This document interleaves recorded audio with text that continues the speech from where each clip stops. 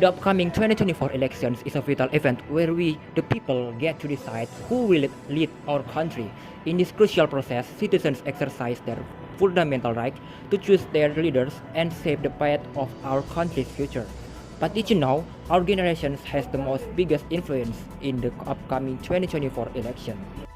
In the context of the election, the term voter refers to Indonesian citizens who have reached the age of 17 or older on the day of the vote, or married or have been married, have the right to vote.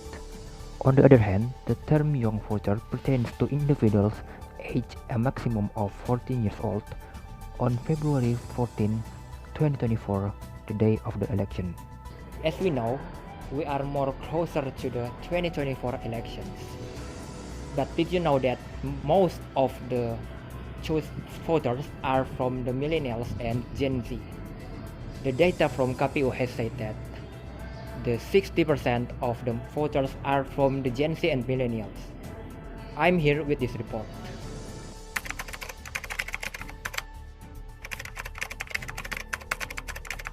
When 2024 election will happen? I think 2024 election will happen in February, maybe. Ya. Setahu saya pemilu 2024 akan terjadi pada tanggal 14 Februari 2024. Well, I don't know the exact time when it will happen, but I think it's in February. Tahun depan. Belum tahu menurut. Based on the voter list DPT recapitulation, the majority of voters in the 2024 election are dominated by Generation Z and millennials, determined by their birth years.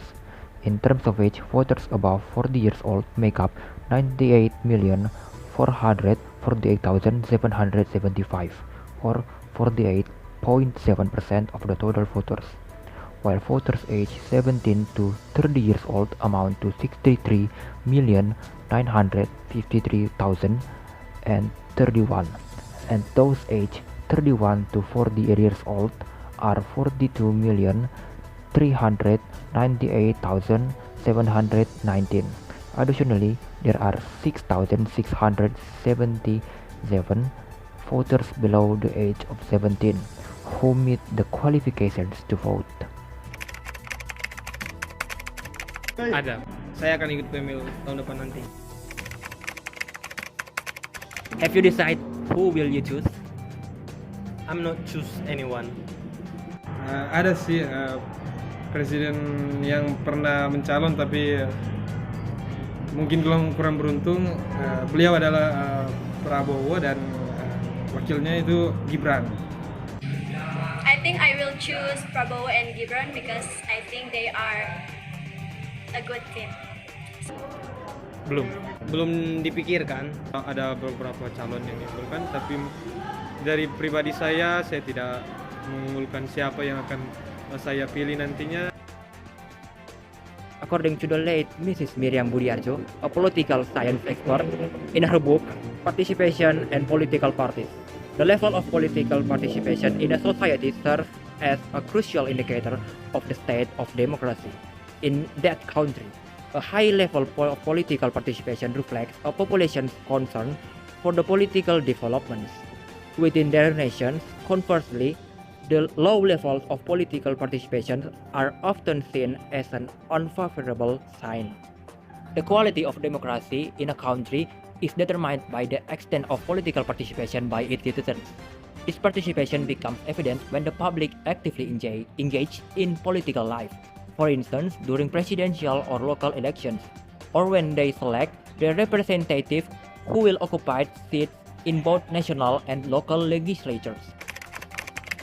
I hope it's not just a sweet talk, and I hope all of the program will be Success. happen and Will realizing nggak sih?